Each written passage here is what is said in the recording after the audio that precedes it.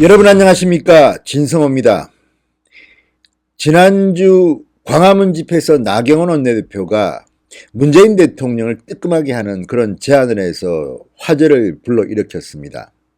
자, 나경원의 자녀, 황교안의 자녀, 그리고 조국의 자녀, 문재인의 자녀 모두 다 특검하자. 나 특검 수용하겠다. 자, 이 제안을 하자 민주당은 발칵 뒤핀 것 같습니다.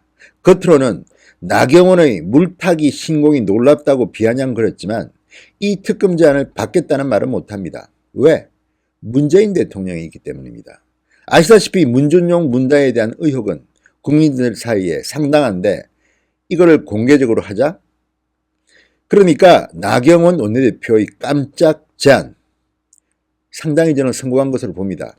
그런데 문제는 그 일이 있고 난 뒤 홍준표 전 한국당 대표의 나경원에 대한 언급으로 일요일 날 인터넷 기사들은 온통 홍준표 대 나경원 구도로 흘러가 버렸습니다. 조국을 향해서 칼날을 다지는 시기에 왜 갑자기 느닷없이 한국당 내부의 홍나 갈등 구조로 갔을까?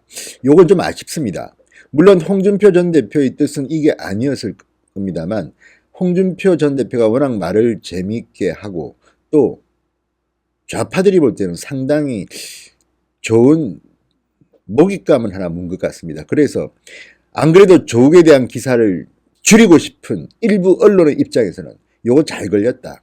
한국당 내부 갈등으로 한번 올려보자. 이런 뜻이었는지 모르겠습니다. 아무튼 의도와 어떻든 간에 결과적으로는 그런 결과를 낳았습니다. 심지어 민경욱 의원 같은 경우는 내부 총질이라는 표현까지 쓰면서 홍 전 대표의 이 나경원에 대한 발언을 불편해했습니다. 그런데 어젯밤 홍준표 전 대표가 놀라운 SNS 글을 또 올렸습니다. 나 이제 한국당을 위한 고언, 쓴소리는 안 할란다. 이렇게 선언해버린 겁니다. 아무튼 지금 조국 정국에 느닷없이 홍준표 나경원 정국으로 잠시 치환되는 이런 사태가 벌어지고 있습니다.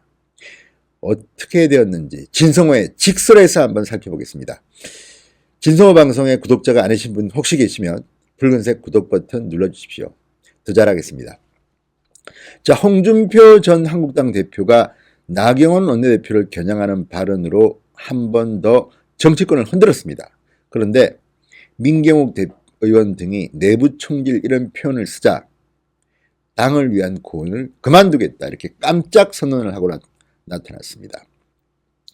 홍준표 전 대표는 22일 저녁 자신의 페이스북에 당을 위한 충고를 내부 총질로 호도하고 있는 작금의 당 현실을 감안하지 못한 것은 아니지만 참 어이없는 요즘 이제 한술 더 떠서 삼류평론가까지 동원해서 내부 총질 운운하는 것을 보니 더 이상 당을 위한 고언은 이제 그만둬야 할 때가 아닌가 생각된다. 이렇게 썼습니다. 그리고 또 말합니다. 내가 존재감 높이려고 그런다? 이름 석자 알리려고 그런다? 내가 지금 그럴 군번입니까?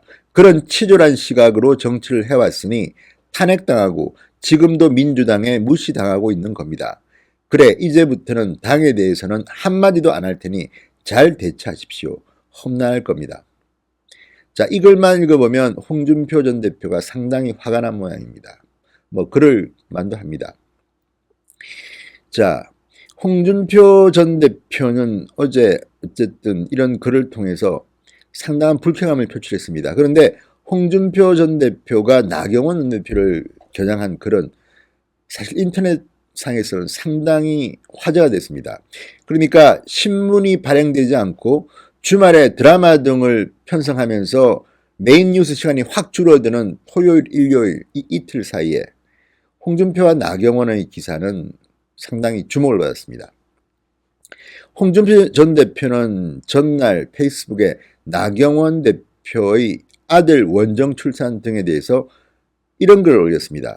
핵심은 원정 출산 여부, 해법은 의외로 간단하다.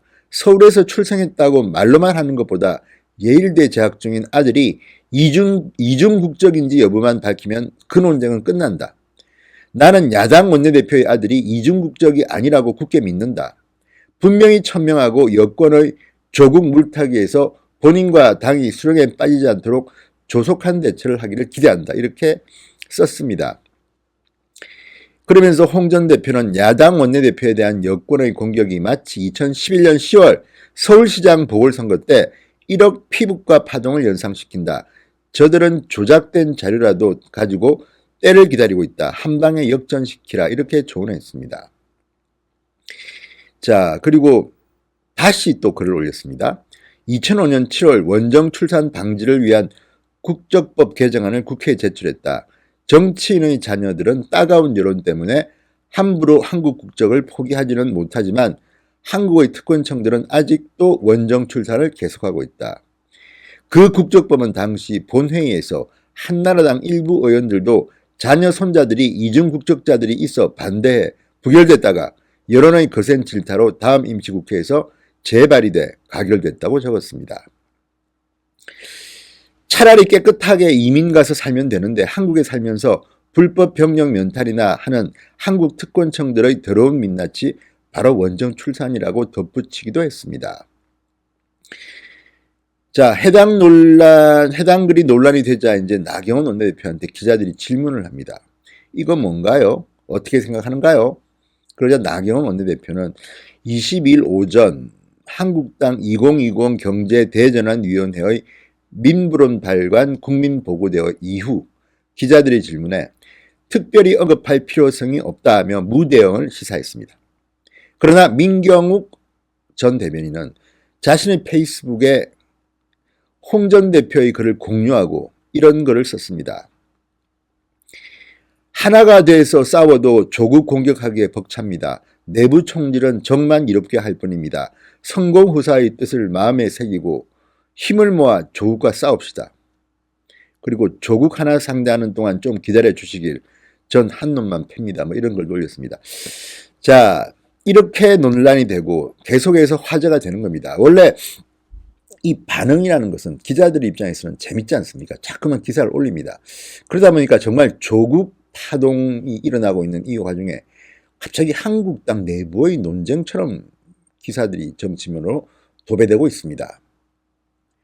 이런 과정에 홍준표 전 대표가 화가 난 겁니다. 그래서 이렇게 나 이제 당에 대한 구원은 그만할란다 이렇게 선언한 것 같습니다.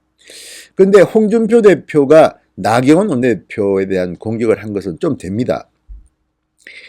조국 인사청문회 개최에 합의했을 때부터 홍준표 전 대표는 공격을 시작했습니다. 당시 합의를 여당 이중대를 자처하는 괴이한 합의다라면서 더 이상 야당을 망치지 말고 사퇴하라 이렇게 세게 나왔습니다. 이후에도 더 이상 버티면 취해진다 이렇게 나경원 원내대표의 사퇴를 거듭 촉구하기도 했습니다. 한국당에 대해서도 비판을 여러 번 했는데 황교안 대표가 삭발투쟁에 했을 때는 적극 지지한다는 입장도 밝혔습니다.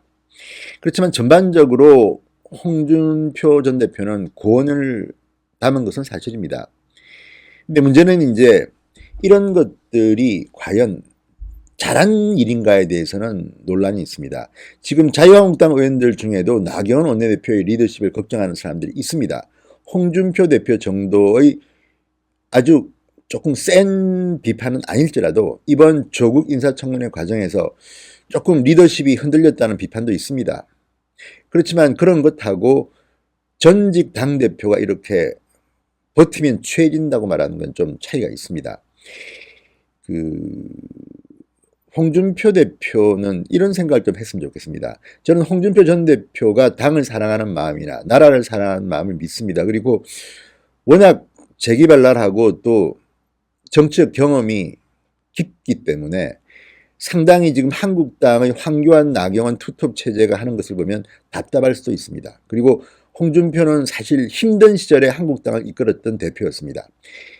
그런데 문제는 홍준표가 그만큼 큰 정치인이기 때문에 발언을 좀 자제했더라면 하는 생각을 저는 개인적으로 갖고 있습니다.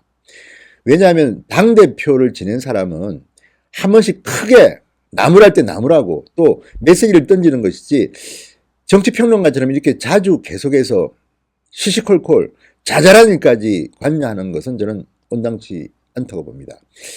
그거는 물론 판단하는 사람에 따라 다르겠지만 나경원, 황교안 두 투톱도 비판받을 일 많이 했고 또 비판 많이 받았습니다. 본인들도 잘 알고 있는 것 같습니다.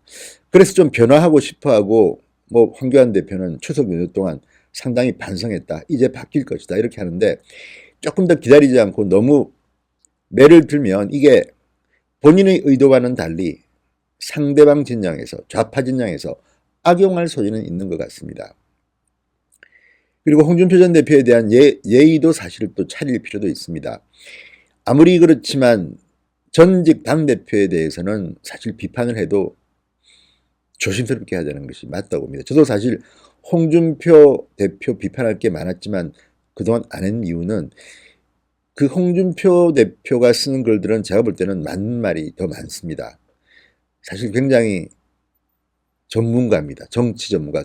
게다가 저는 기자 시절에 제가 경험했던 홍준표는 참 대단했던 게 당시에 홍준표, 정형건, 이재호, 김문수 이 4명을 저는 주목했는데 노무현 대통령 시절 서설이 퍼럴 때 정말 지략과 용기로 좌파 정권을 비판했던 초선, 재선 이런 의원들이었습니다. 그 당시에 홍준표의 결기, 지금도 사실은 대표화돼서도 대단합니다. 그런데 문제는 본인이 처한 입장에 따라 지난 전당대회 출마를 고려했던 분이고 또 당대표를 지낸 분입니다. 2번이나 지냈습니다. 그렇다면 너무 자주 이렇게 자잘한 일까지 코멘트하는 것은 피하는 것이 좋았다. 그런 생각이 들고 어쨌든 이번 조국 사태에서 홍준표 대표가 썼던 글들은 제가 볼 때는 다른 한국당의 정치인들이 모르고 몰라서 또는 용기가 없어서 했던 발언들도 많이 있습니다. 그런 측면에서 홍준표 전 대표가 조국이나 문재인 대통령을 비판하는 거는 뭐 오케이. 그렇지만 당에 대한 비판은 할 수도 있다고 봅니다. 그런데 너무 자주 해서 이런 오해를 산 게 아닌가 싶기도 하고요. 또 하나는 미디어의 속성을 조금 더 간파했으면 좋겠다는 생각이 듭니다. 홍준표 전 대표는 미디어를 너무 적대시하는, 물론 말은 맞습니다만 이용할 줄도 알아야 합니다. 그런데 악용될 때가 더 많습니다. 최근에는. 지금 대한민국의 미디어 환경이 상당히 보수 정치권에는 불리합니다. 이런 와중에 조국이라는 하도 이상한 인간이 등장해서 미디어 판이 우리 쪽으로 지금 변하고 있는데 여기에 재미있는 뉴스글이 떡밥을 줘가지고 조국에 대한 비판 기사보다는 나경원, 홍준표의 갈등 기사가 부각되는 것은 사실은 좋은 것은 아닌 것 같습니다. 아무튼 홍준표 대표가 화가 많이 난 것 같습니다. 이거 뭐 절필선언까지는 아니지만 한국당에 대해서는 절필선언을 한 것인데요. 조금 참으시고, 저도 뭐 개인적으로 홍 대표 좋아하고 또 워낙 화를 잘 내고 불같은 사람인데 조금 마음을 가다듬으시고 필요할 때 나서주시기 바랍니다. 홍준표라는 정치는 분명 보수 정치권에서 필요한 인물입니다. 그만한 정치인 키우기 힘듭니다. 그런데 어쩌다 보니까 지금 이 조국 정국 속에서 이런 일이 벌어지고 말았군요. 참 안타깝습니다. 홍준표 전 대표가 한국당에 대해서 절필선언을 한 셈입니다. 아무튼 서로 간에 조금씩 이해하는, 서로의 마음을 이해해주는 보수권은 그렇게 됐습니다. 진성호의 직설이었습니다. 여러분 감사합니다.